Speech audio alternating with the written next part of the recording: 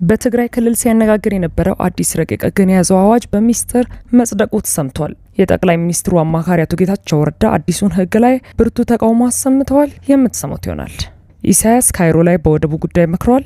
አሰብንም የሚመለከት ነው። በአዲስ አበባው ድርድር ላይ አሜሪካ ያልተጠበቀ አዲስ አቋም ይዛ በቃለች።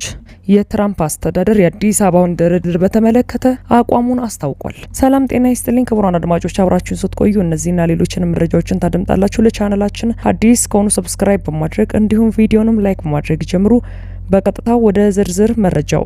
በትግራይ ክልል ሲያነጋግር የነበረው አዲስ ረቂቅ ሕግን የያዘው አዋጅ በሚስጥር መጽደቁ ተሰምቷል። በትግራይ ክልል ከጦርነቱ በፊት የነበረውና በቅርቡ በድጋሚ የተቋቋመው የክልሉ ምክር ቤት ወታደራዊ መልመላ ሕጋዊ ግዴታ የሚያደርገውን ይህን አዲስ አዋጅ ያጸደቀው ይህ አወዛጋቢ አዲሱ ሕግ በሚስጥር መጽደቁም ታውቋል። በትግራይ ክልል ከጦርነት በፊት የነበረውና በቅርቡ በድጋሚ የተቋቋመው የክልሉ ምክር ቤት ወታደራዊ መልመላን ሕጋዊ ግዴታ የሚያደርገውን ይህን አዲስ አዋጅ ያጸደቀው በዝግ ስብሰባው ላይ ነው። የዩኤምዲ ሚዲያ ውስጥ ምንጮችን ጠቅሶ እንደዘገበው ሕጉ የጸደቀው ሰኔ 1 ቀን 2018 ዓ.ም በተካሄደው አራተኛ ልዩ ስብሰባ ላይ ነው።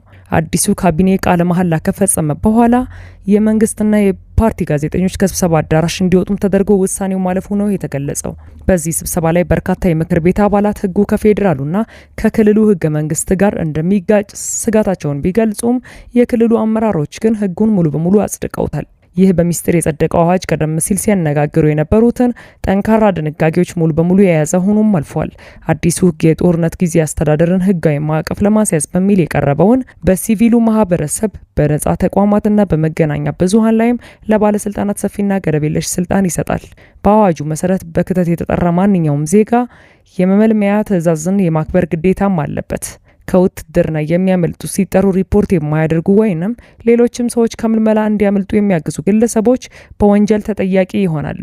በተለይም የጦር ኃይሉን የምልመላ መዋቅር የሚያዳክም ወይንም የተሳሳተ መረጃ የሚሰጥ ሰው እንደ ጥፋቱ ክብደት እስከ 25 ዓመታት በሚደርስ ጽኑ እስራት እንዲቀጣ ሕጉ በይፋ ወስኗል። የዚህ አዋጅ መጽደቅ ግለሰቦቹን ብቻ ሳይሆን መገናኛ ብዙሃንንም በቀጥታ የሚቀጣ በመሆኑ በትግራይ የፕሬስ ነጻነት ላይ ትልቅ ተጽዕኖ ያሳድራል ተብሏል። ማንኛውም የሚዲያ ተቋም በጋዜጣ፣ በራዲዮ፣ በቴሌቪዥን፣ በኦንላይን ድረገጽ ወይንም በማህበራዊ ሚዲያ የምልመላ ጥረቱን የሚያሰናክል መረጃ ካሰራጨ ከፍተኛ የገንዘብ ቅጣትም ይጣልበታል። ከዚህ ባለፈ የሚዲያ ድርጅት ወይንም ስራ ፈቃድ ሊታገድ ወይንም ሙሉ በሙሉ ሊሰረዝ እንደሚችልም ሕጉ በግልጽ ማስቀመጡ ይታወቃል። የክልሉ ባለስልጣናት ስለ ወታደራዊ ዘመቻዎች፣ ስለ ደህንነት ስጋቶች ወይንም በጦርነቱ የደረሱ ጉዳቶችን በተመለከተ እነርሱ የተሳሳተ መረጃ ብለው የፈረጇቸውን ዜናዎች ማተም ወይም ማሰራጨትም በወንጀል ፈርጀውታል። ይህ በእንዲህ እንዳለ በትግራይ ክልል በሚስጥር የጸደቀውን አዲስ ወታደራዊ አዋጅ አስመልክቶ የጠቅላይ ሚኒስትሩ አማካሪና የቀድሞ ጊዜያዊ አስተዳደሩ ፕሬዝዳንት አቶ ጌታቸው ረዳ በይፋዊ ኤክስ ገጻቸው ላይ እጅግ ጠንካራና ያልተጠበቀ ትችትም ሰንዝረዋል። አቶ ጌታቸው ረዳ ሕጉን ባጸደቁት አካላት ላይ ያላቸውን ከፍተኛ ተቃውሞ በተመለከተ ባሰፈሩት መልእክታቸው ይህ አዋጅ በሐውልት የሚገኝ የታመሙ ሰዎች ያወጡት ጭካኔ የተሞላበትና አምባገነናዊ ሕግ ማሳያ ሲሉም በጽኑ ኮንነውታል። ይህ በእንዲህ እንዳለ የኤርትራው ፕሬዝዳንት ኢሳያስ አፈወርቂ ወደ ካይሮ ማምራታቸውን ተከትሎ የወደብ ጉዳይ አንዱና ወሳኝ የሁለቱ ሀገራት መሪዎች የውይይት አጀንዳ እንደነበር የግብፁ መገናኛ ብዙሃን አስታወቀ። ግብጽ የተረሳውን አሰብንና ሌላኛውን የኤርትራን ወደብ ምጽዋን ከራስ የቀይ ባህር ወደቦች ጋር አስተሳስራለሁ እያለች ትገኛለች። አሰብን በተመለከተ የኢትዮጵያ ስጋት አለብኝ የሚሉት ኢሳያስ በዚህ ጉዳይ ወደ ግብጽና ሳውዲ አረቢያ አቤት እያሉም ይገኛሉ። ፕሬዝዳንቱ ከወራት በፊት ወደ ሳውዲ አረቢያ ሪያድ በማምራት በተለይ ከአሰብ ጋር በተያያዘ ከሳውዲ ባለስልጣናት ጋር የመከሩ መሆኑም የሚታወስ ነው። ሳውዲዎች በአሰብ ጉዳይ ፍላጎት አሳይተናል ቢሉም በተግባር ያሳዩት እንቅስቃሴ ግን የለም። ኢሳያስ ቀይ ባህርና ኤርትራ ወደቦችን በተመለከተ ከተወሰኑ ጊዜያት ወዲህ ፊታቸውን ወደ ግብጽ ያዞሩ ሲሆን እንደ ኢጂፕት ዳይሊ ኒውስ ዘገባ ከሆነ በአሁኑ ሰዓት ኢሳያስ በካይሮ መገኘታቸውን ተከትሎ ከአልሲሲ ጋር ከነበሯቸው ውይይት አጀንዳዎች መካከልም አንደኛው ይኸው የወደብ ጉዳይ ሆኗል። ግብጽ ቀይ ባህር ላይ ወደቦች አሏት። እንደዚሁም ቀይ ባህርም ከሜዲትራኒያን የሚያገናኘውን የስዊዝ ቦይን በዋና የመርከቦች መተላለፊያ የገቢ ምንጭነት የምትጠቀም ሀገርም ናት። ከተወሰኑ ጊዜያት ወዲህ ደግሞ ከአባይ ፖለቲካ ጋር በተያያዘ በአፍሪካው ቀንድ ባሉት የጅቡቲና የኤርትራ ወደቦች ላይ ያንዣበበች ትገኛለች። ከወደብና ተያያዥ ጉዳዮች ጋር በተያያዘም ከወራት በፊት የግብጽ ባለስልጣናት ጅቡቲ የነበሩ መሆኑም የሚታወስ ነው። ግብጽ በግልጽ ኢትዮጵያ በቀይ ባህር በኩል መልሳ መውጣት አይገባትም የሚል ጠንካራ አቋምን የያዘች ሀገርም ሆናለች። በዚህም ጉዳይ ኤርትራን ጨምሮ ቀይ ባህርን ከሚጋሩ በርካታ ሀገራት ጋርም በየጊዜው ስትመክርና የጋራ መግለጫዎችን ስታወጣ እየታየች ነው። እንደሚታወሰው ከዚህ ቀደም የግብጽ ባለስልጣናት ወደ አስመራ ባመሩበት ወቅት ሁለቱ ሀገራት የባህር ትራንስፖርት ትብብር ስምምነት የተፈራረሙበት ሁኔታም ነበር። ከሳምንታት በፊት ስምምነቱ የተፈረመው የግብጽ የውጭ ጉዳይ ሚኒስተር ባደር አብደላቲና የትራንስፖርት ሚኒስተር ካሜል አልዋዚር ትናንት በአስመራ ጉብኝት ባደረጉበት ወቅት እንደነበር የወቅቱ መረጃዎች አመላክተዋል። ይኸው ስምምነት የሁለቱን ሀገራት ወደቦች በባህር ትራንስፖርት በማስተሳሰር የንግድ ግንኙነቱን ለማጠናከር ያለመ ነው የተባለ ሲሆን ግብጽ በባህርና በባቡር ሀዲድ ትራንስፖርት እንዲሁም በወደብ አስተዳደር ዙሪያ ለኤርትራ ልምዴን አጋራለሁም ብላ ነበር። በጊዜው ግብጽ ባለ ሀብቶች በኤርትራ መዋዕለ ንዋያቸውን እንዲያፈሱ ፈልጋለሁ ያለች ሲሆን አስመራ አምርተው በነበሩ ልዑካን ቡድን የተካተቱ ባለ ሀብቶች ኤርትራ ውስጥ በማዕድን፣ ትራንስፖርት፣ መድኃኒትና አሳ ለማዘር ማዘጋጃት በሚችሉበት ሁኔታ ከፕሬዝዳንት ኢሳያስ አፈወርቂ ጋር የተወያዩበት ሁኔታም ታይቷል። እነዚህን ጉዳዮች በድጋሚ ካይሮ ላይ ተነስተው በዚህ የኢሳያስ አፈወርቂ ጉብኝት ወቅት ውይይት እንደተደረገባቸውም የግብጽ መገናኛ ብዙኃን ዘገባዎች አክለው አመላክተዋል። በሌላ ተያያዥ መረጃ ግብጽ የዜጎች የውሃ ድርሻ አካል ናት እያለች ነው።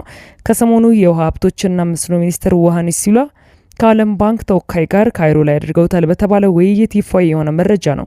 ሚኒስትሩ በዚህ ውይይታቸውም የግብጽ የእያንዳንዱ ዜጋ ዓመታዊ ውሃ ድርሻ 500 ኪዩቢክ ሜትር ውሃ የነበረ መሆኑን አመላክተው አሁን ባለው ሁኔታ ግን ይህ መጠን ወደ 490 ኪዩቢክ ሜትር ውሃ የወረደ መሆኑን እንዳመላከቱ የአህራም ኦንላይን ዘገባ አመላክቷል። ግብጽ ዓመታዊ የውሃ ድርሻ መጠኗ እጅግ አነስተኛ ነው ያሉት ሚኒስትሩ ዮሐንስ ሲላ ይህ በመሆኑ የአባይ ውሃ ጥገኛ ነን ሲሉም አስታውቀዋል። የግብጽ ዜጎች ዓመታዊ ነፍስ ወከፍ የውሃ ድርሻ ለምን ቀነሰ በሚለውም ዙሪያ ግን የተሰጠ ዝርዝር ማብራሪያ የለም። የሀገሪቱን የውሃ አቅርቦት ከፍ ለማድረግም የዓለም ባንክ ያግዘን ሲሉ ሚኒስትሩ ጥያቄ እንዳቀረቡ ዘገባው አክሎ አመላክቷል።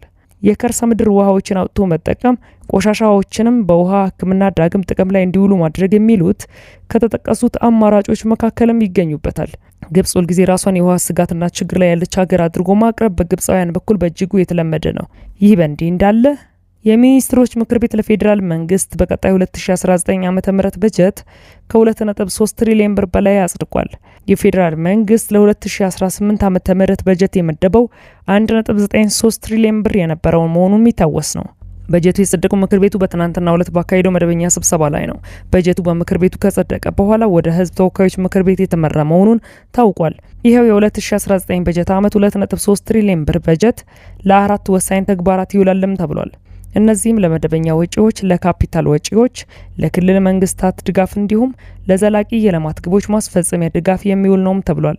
የ2019 ዓ.ም የፌዴራል መንግስት በጀት ቀደም ብሎ ከተበጀተ የ2018 ዓ.ም በጀት ዓመታዊ የፕሮግራም አፈጻጸም መነሻ በማድረግ መዘጋጀቱም ተመላክቷል።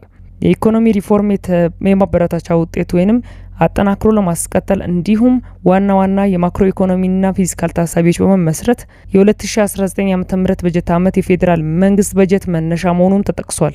በቀጣይ ሊኖር የሚችል የማህበራዊና ኢኮኖሚ ትራንስፎርሜሽን አቅጣጫዎችና ዓላማዎች እንዲሁም በመንግስት የተቀመጡ ግቦችን ለማሳካት የመንግስትና ፋይናንስ አቅምና አስፈጻሚ መስሪያ ቤቶች ከተሰጣቸው ተልእኮና ኃላፊነት አንጻር የሚያስፈልገውን ወጪ በመገምገም ተዘጋጅቶ መቅረቡም ተመላክቷል። ክቡራን አድማጮች ለሳቱ ያጠናቀርኩላችሁ መረጃ ይህን ይመስል ነበር።